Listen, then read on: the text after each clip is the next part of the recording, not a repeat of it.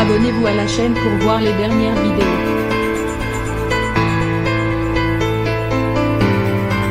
Son visage est connu de tous. Bruce Toussaint officie du lundi au vendredi, de 9h à 12h. Sur BFM TV dans son émission Live Toussaint.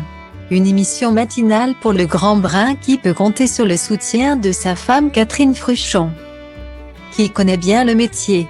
Elle n'est pas aux commandes d'un programme lui demandant un réveil à 6h30 chaque matin. Mais elle officie elle aussi comme journaliste. Une vraie passion commune pour le couple. Lui a commencé à la radio, officiant notamment sur Europe 1, RMC puis France Info. Et c'est justement le média de son épouse. Depuis 2011, Catherine Fruchon travaille comme responsable du magazine Littérature sans frontières. Émission diffusée de manière hebdomadaire à l'antenne de RFI, Radio France Internationale. Ainsi, le magazine reçoit un grand écrivain, qu'il soit francophone ou étranger.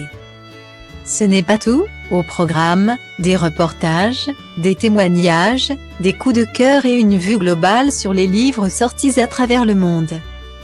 Sur son compte Instagram, Catherine Fruchon n'apparaît que très peu. Mais elle se plaît à partager régulièrement des photos de ses invités au micro de RFI. Elle qui se présente en biographie comme lectrice chanceuse, journaliste heureuse et vice-versa. Autant dire qu'à table, les discussions doivent être variées pour le couple. De son côté, Bruce Toussaint balaie les différents sujets qui font l'actualité du jour dans son émission. Allant de la pénurie de carburant à la guerre en Ukraine en passant par les accusations de violence d'Angelina Jolie envers son ex-mari Brad Pitt.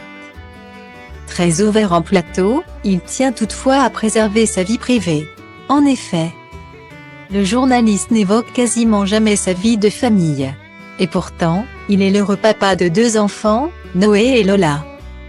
Et la jeune femme de 21 ans pourrait bien suivre les traces de ses parents.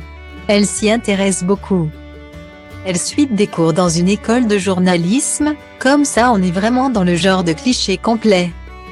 Avait-il révélé en avril dernier à nos confrères de Gala.